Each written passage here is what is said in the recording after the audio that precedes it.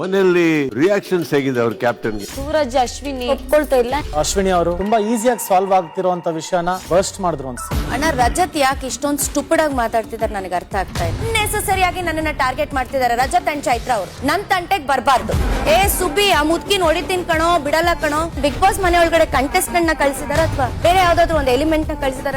Season 12ರಲ್ಲಿ ಯಾರು ಇವರಷ್ಟು ಕಳಪೆ ಇಲ್ಲ ಅಣ್ಣ. ನಾನು ಎದೆ ತಟ್ಕೊಂಡು ಹೇಳ್ತೀನಿ. ವಾರದ ಕತೆ ಕಿಚ್ಚನ ಜೊತೆ ಇಂದು ರಾತ್ರಿ 9 ಗಂಟೆಗೆ. ಮನೆಯಲ್ಲಿ ರಿಯಾಕ್ಷನ್ಸ್ ಹೇಗಿದೆ ಅವ್ರ ಕ್ಯಾಪ್ಟನ್ಗೆ? ಸೂರಜ್ ಅಶ್ವಿನಿ ಒಪ್ಕೊಳ್ತಾ ಇಲ್ಲ. ಅಶ್ವಿನಿ ಅವರು ತುಂಬಾ ಈಸಿಯಾಗಿ ಸಾಲ್ವ್ ಆಗ್ತಿರುವಂತ ವಿಷಯನ ಬರ್ಸ್ಟ್ ಮಾಡಿದ್ರು ಅನ್ಸುತ್ತೆ. ಅಣ್ಣ ರಜತ್ ಯಾಕೆ ಇಷ್ಟೊಂದು ಸ್ಟುಪಿಡ್ ಆಗಿ ಮಾತಾಡ್ತಿದಾರೆ ನನಗೆ ಅರ್ಥ ಆಗ್ತಾ ಇಲ್ಲ. ನೆಸೆಸರಿ ಆಗಿ ನನ್ನನ್ನ ಟಾರ್ಗೆಟ್ ಮಾಡ್ತಿದ್ದಾರೆ ರಜತ್ ಅಂಡ್ ಚೈತ್ರ ಅವರು. ನನ್ ತಂಟೆಗೆ ಬರಬಾರ್ದು. ಸುಬ್ಬಿ ಆ ಮುದ್ಕಿ ನೋಡಿತೀನಿ ಕಣೋ ಬಿಡಲ್ಲ ಕಣೋ. ಬಿಗ್ ಬಾಸ್ ಮನೆ ಒಳಗಡೆ ಕಂಟೆಸ್ಟೆಂಟ್ ನ ಕಳ್ಸಿದಾರ ಅಥವಾ ಬೇರೆ ಯಾವ್ದಾದ್ರು ಒಂದು ಎಲಿಮೆಂಟ್ ನ ಕಳ್ಸಿದಾರ? ಸೀಸನ್ 12ರಲ್ಲಿ ಯಾರು ಇವರಷ್ಟು ಕಳಪೆ ಇಲ್ಲ ಅಣ್ಣ. ನಾನು ಎದೆ ತಟ್ಕೊಂಡು ಹೇಳ್ತೀನಿ. ವಾರದ ಕತೆ ಕಿಚ್ಚನ ಜೊತೆ ಇಂದು ರಾತ್ರಿ 9 ಗಂಟೆಗೆ.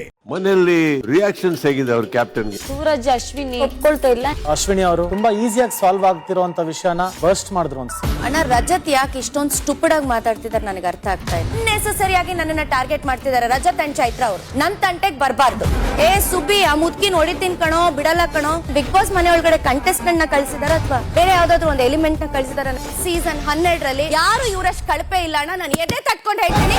ವಾರದ ಕತೆ ಕಿಚ್ಚನ ಜೊತೆ ಇಂದು ರಾತ್ರಿ 9 ಗಂಟೆಗೆ.